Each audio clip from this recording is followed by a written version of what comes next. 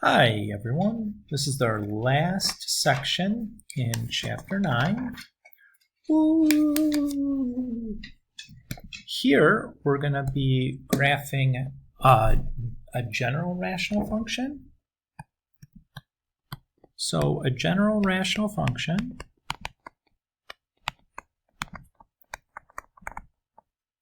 will be of the form like f of x equals p of x over q of x, where p of x and q of x are polynomials,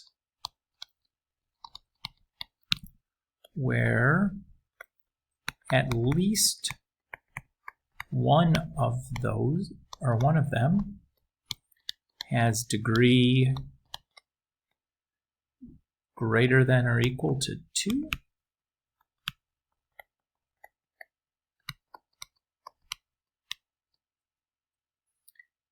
And obviously the q of x is non-zero.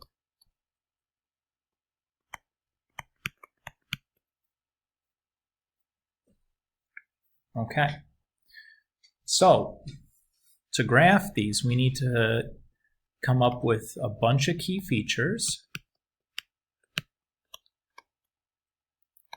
And then we need to make an XY table. So we need these key features. 1, we need vertical asymptotes.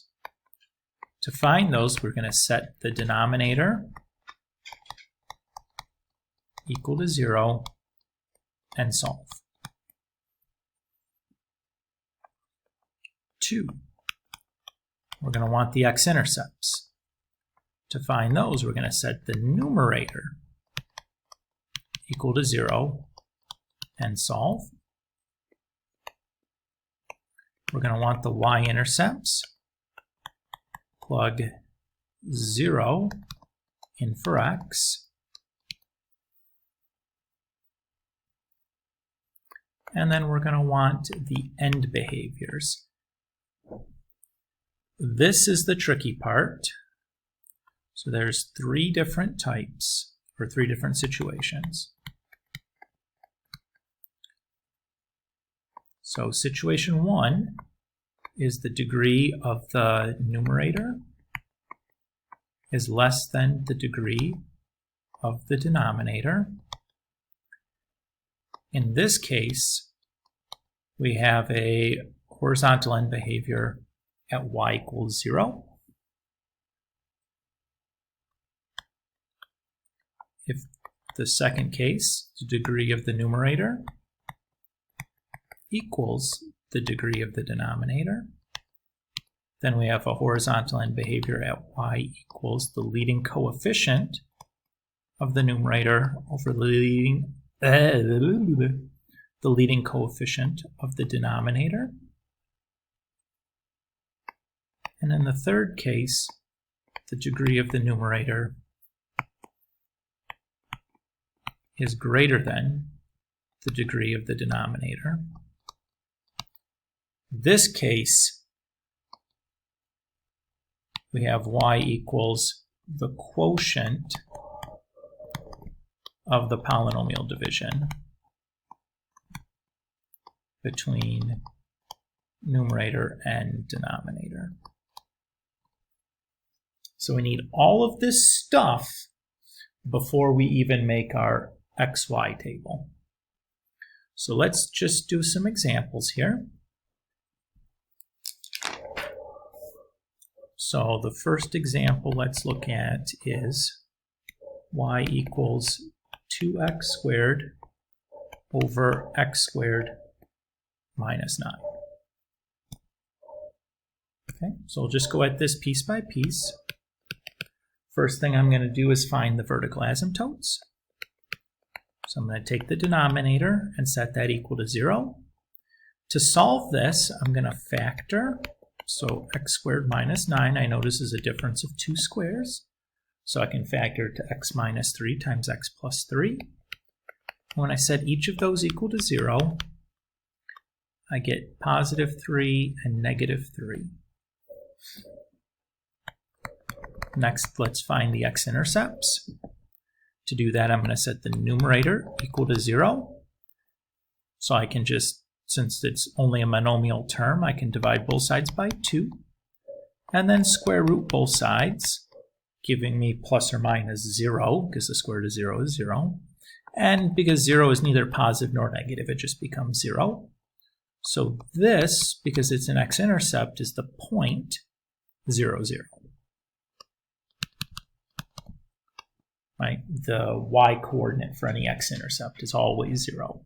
The x-coordinate we found here to be 0, but the y-coordinate is always 0. For the x-intercept, I'm going to plug 0 in for x. So here I get 2 times 0 squared over 0 squared minus 9. So that turns into 0 over negative 9, which is just 0. So that tells me the y-intercept is the point 0, 0. And that can happen. The y-intercept and the x-intercept can be the same point when they're at the origin, which is what's happening here. So that can happen. It's fine. The last case now, or last thing we need, is the end behavior. So I notice that the degree of the numerator is 2, and the degree of the denominator is also 2. So my horizontal end behavior is going to be the leading coefficient of the numerator over the leading coefficient of the denominator, or just y equals 2. Okay, so far so good. Next up, I'm going to make an XY table. So the XY table you're going to make is really dependent on the number of vertical asymptotes you have. When I make my XY table, I always want 3 points on either side of each vertical asymptote. So I'm going to need 3 points, and then the first vertical asymptote I get, which is -3. And again, remember, the vertical asymptotes don't have a y-coordinate. We're not actually graphing them like a point, so I'm just going to fill that in as a blank. And then I need 3 points, and then I'll need my next vertical asymptote, which in this case is 3. Again, vertical asymptotes don't get a y-coordinate. And then I'm going to need 3 points on that side of that vertical asymptote. So here we're going to be looking for 9 total points. Is everybody okay there? Okay? So I'm just going to try to pick these kind of using some common sense. So the ones at the end should be pretty easy to see that we'll just pick -4, -5, -6, and +4, +5, +6. The ones in the middle here, though, I want to kind of pick them symmetrically. So I'm going to pick -2 and +2 and then 0. So I want something that's like, you know, kind of evenly spaced out there as best that I can. Okay, and sometimes that's easy to do, and sometimes you might have to use a decimal or something, and like, you don't really need to go that far, but it's sometimes helpful to get a better picture by doing that. Just FYI, we know that this is my x and y intercept right here at 0, 0, so I can fill in its y coordinate straight away without having to use my calculator or anything. Now to find the rest of these y coordinates, I'm just going to use my calculator. So again, I'm going to press alpha and y equals to get that fraction command. So it's, my equation was 2 times x squared. So I'm going to start at the left side of my table, divided by x squared minus 9. So again, I'm going to start at the left-hand side of my table, so I'm starting with -6. So that gives me 8/3, which is 2 2/3, or 2.6 repeating. Now I'm going to change all those -6s to -5s. So if I press second and enter, it'll bring up the last thing that I had. And I can just go in and edit the -6s and turn them into -5s. 25 over 8 is like 3.125. So I'm just going to call that 3.1. Again, I'm going to be graphing these, and I can't really do much better than like 1 decimal point of accuracy when I'm plotting something like this. And then I'll do -4. So I'm going to change all those -5s to -4s. And here I get 32/7, which is like 4.5-ish. Let's check real quick. Yeah, 4.6. Okay. Now I'll move on to -2s. So if I press second and enter, I get this. That's not what I want, so I'll just press it again. And it goes back. So now I'll plug in the -2s. So that gives me -8/5, which is -1.6.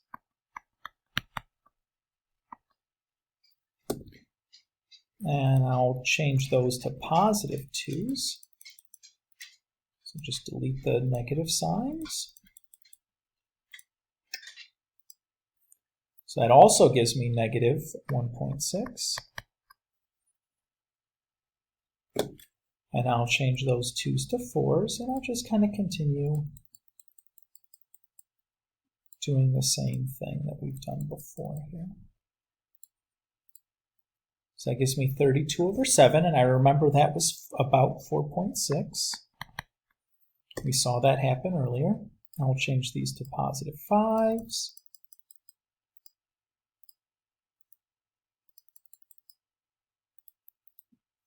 And I get the 3.1-ish that we got earlier. And I'll change those to 6s.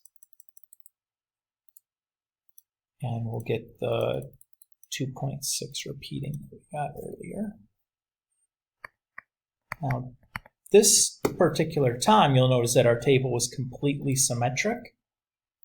Like the left hand of our table matched the right hand of our table. That won't necessarily happen, but if it does happen, if we choose our x coordinates in the way that I've described, we'll get that nice symmetry going on if the graph actually has that symmetry, and it may not. So let's go ahead and draw our graph. Let's see, 1, 2, 3, 4, 5, 6. 1, 2, 3, 4, 5, 6. And then 1, 2, 1, 2, 3, 4, 5. So let's draw in our asymptotes next. So I have one at -3.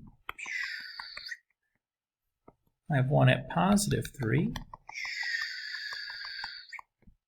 And I have the horizontal one at 2. Okay. So if I graph this, then I have -6 and 2.6, -5 and 3.1, and -4 and 4.6. So we've been using a different color to do that. And then I'll just draw in my graph, or my curve, that'll follow the asymptotes and go through those 3 points.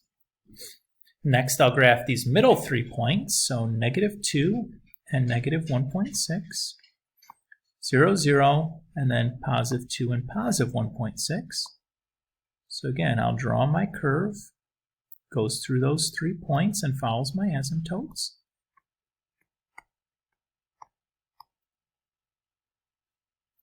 And then I'll draw my last 3 points, so 4, 4.6, 5, 3.1, and then 6, 2.6.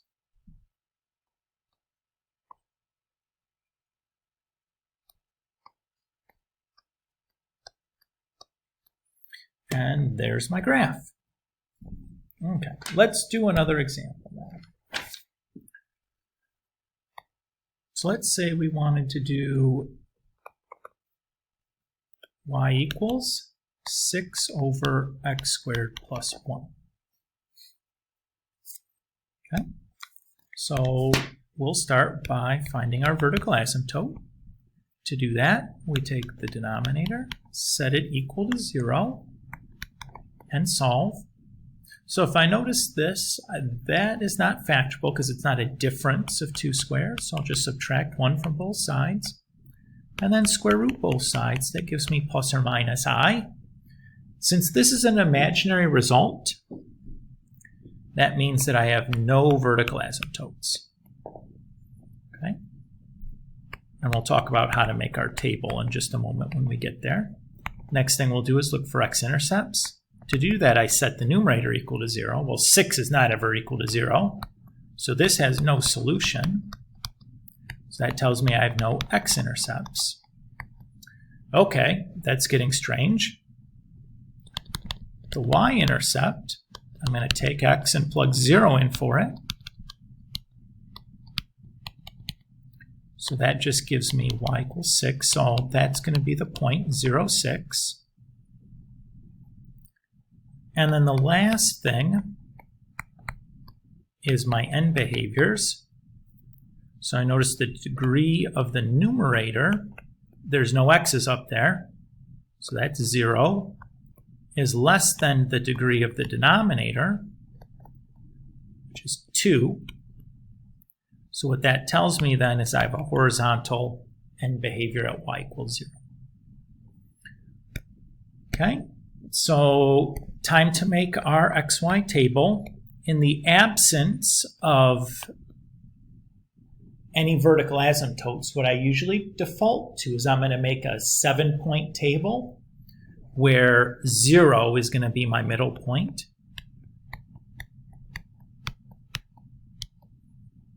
And I know 0 has the coordinate 6 because that's the y-intercept. And then I'm just going to pick some points on either side. So if I don't have any vertical asymptotes, I'm just going to make a 7-point table and use 0 as my middle. Usually that'll get you what you need. Okay, so let's go ahead and plug in these values. So remember our equation was 6 over x squared. So let's start with the negative 3 and then plus 1. So that's going to be 3/5, which is 0.6. And then we'll just go changing these. So now we'll go change the negative 3 to negative 2. That's 6/5, so that's 1.2. We'll change it to negative 1, which is 3. And then I'm going to continue filling this out. And through the magic of editing, my table is finished. Pretty sneaky, right? Like nobody needs to see me use the calculator again. You saw it enough on the previous example. All right, so let's go ahead and start drawing our graph. So make my xy axes. So 1, 2, 3, 1, 2, 3, 1, 2, 3, 4, 5, 6. I don't have any vertical asymptotes, but I do have this horizontal end behavior at y equals 0, which is just the same thing as the x-axis here. So I'm just going to put that along the x-axis, and I'm going to plot my points. So negative 3 and 0.6, negative 2 and 1.2, negative 1 and 3, 0, 6, then 1, 3, 2 and 1.2, and 3 and 0.6. So we're going to have a graph that looks like this, again with arrows at both ends. So notice this graph goes forever in both directions, and it's connected all the way through because there are no asymptotes there to kind of break anything up. All right, let's do one more example, and then we'll be done for today. All right, so this example is y equals x squared plus 3x plus 4 all over x minus 2. So we'll start by finding the vertical asymptote. To do that, I'm just going to set the denominator equal to 0. When I add 2 to both sides, I get x equals 2. Then we'll find the x-intercepts. To find those, I'm going to take the numerator, set it equal to 0. Now this is a quadratic equation, so to solve this I can either use the quadratic formula or I can factor. And right now it's not factorable, and that's because when I looked at my example that I made, I wrote it down wrong. That should be a -4 there. If it wasn't factorable, you would use the quadratic formula, but I meant to make something that was factorable.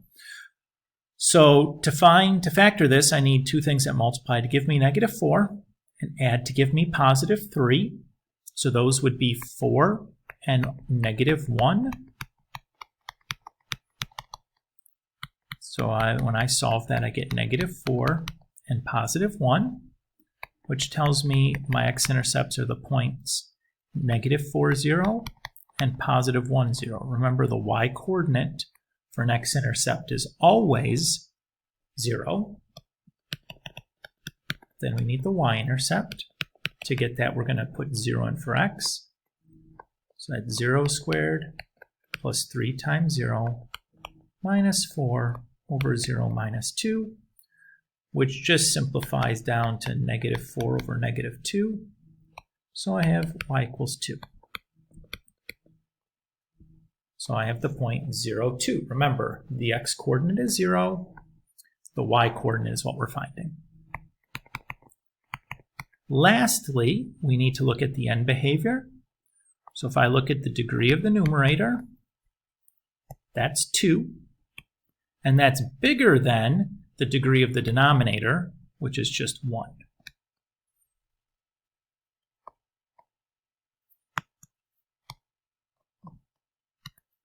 So in this case, we have to do polynomial division.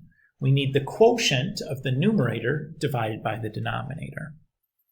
If I go and I look at this, thankfully, the numerator and the denominator is a situation where I can do synthetic division. So that's what I'm going to do that division, because it just makes my life a little bit easier.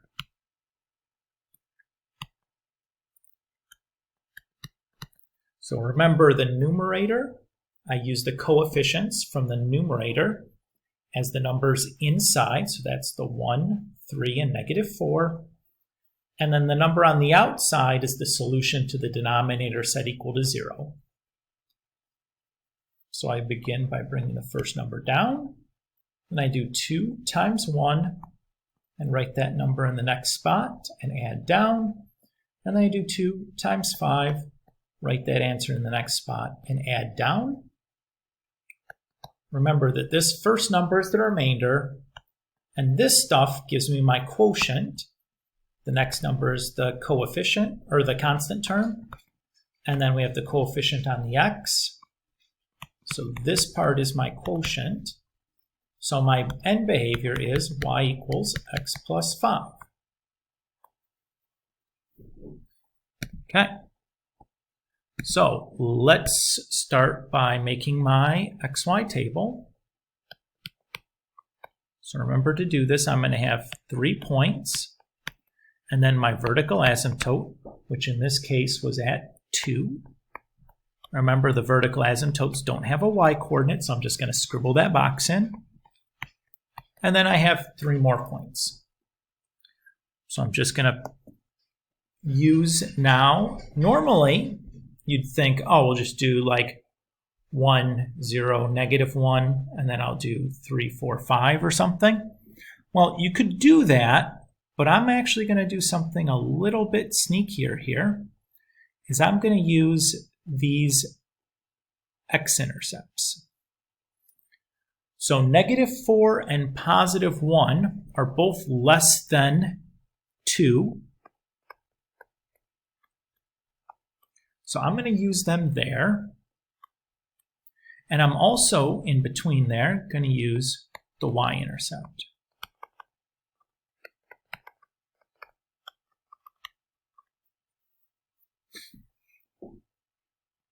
That saves me a boatload of punching stuff into my calculator by doing that.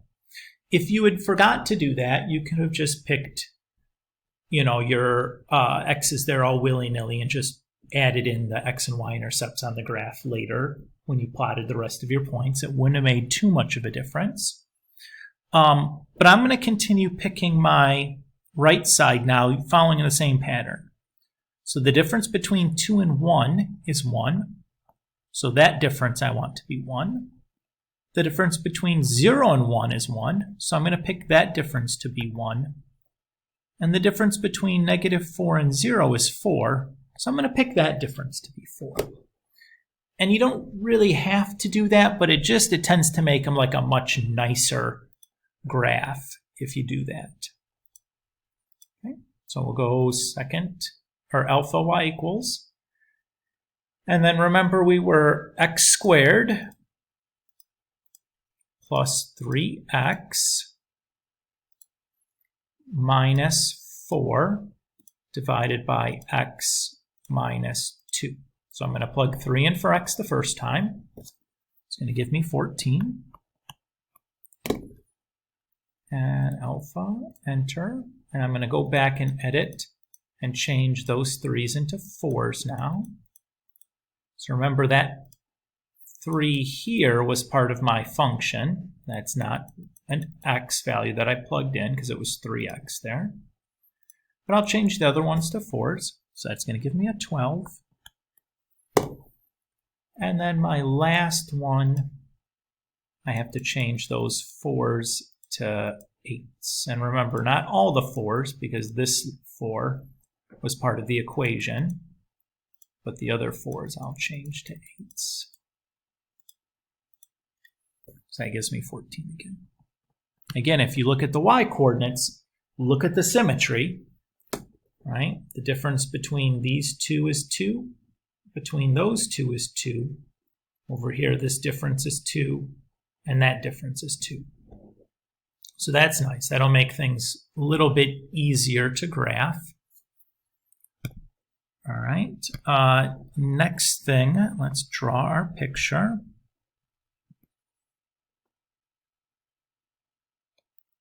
Let's see, 1, 2, 3, 4, 5, 6, 7, 8. 1, 2, 3, 4, 5, 6.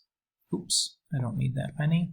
4 is enough. And then we got to go up to 14. So 1, 2, 3, 4, 5, 6, 7, 8, 9, 10, 11, 12, 13, 14.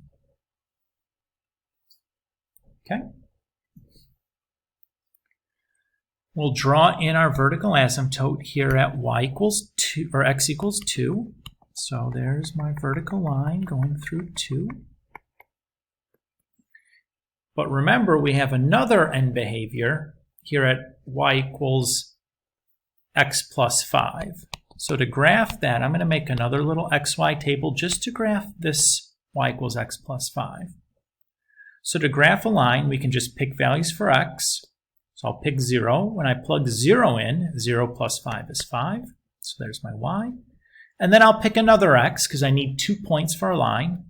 So I can pick anything I want. I typically like to pick my x's kind of far apart because it's a little bit easier to draw a nice straight line.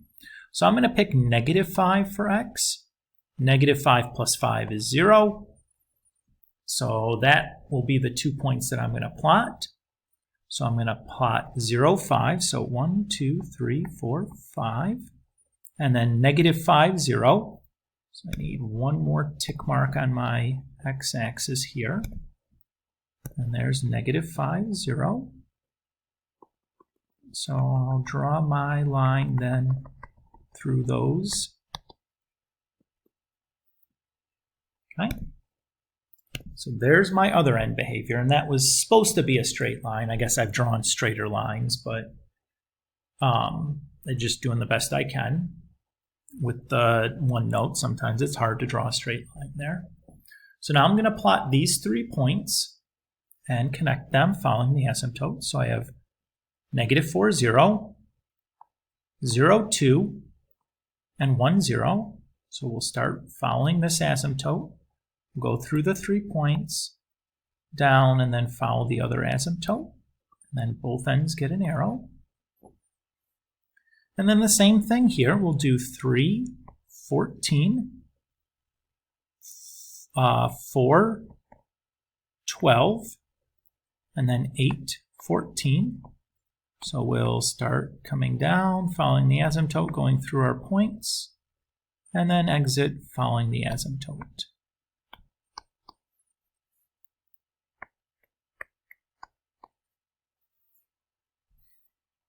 And there we go. So that's it. These can be kind of tricky, so try to be patient. If you have to go back and watch parts of the video while you're doing the homework, that's okay. And it takes a little bit of feel, but if you pick good points and you find everything correctly on this step, it should make life much, much easier, and you should be able to get a pretty decent picture out of what it is that you're doing. All right, well, good luck with this. Your homework will be worksheet 5 from chapter 9, and this is the end of the chapter 9, so next the assignment would be the review. Good luck, and we'll see you next time.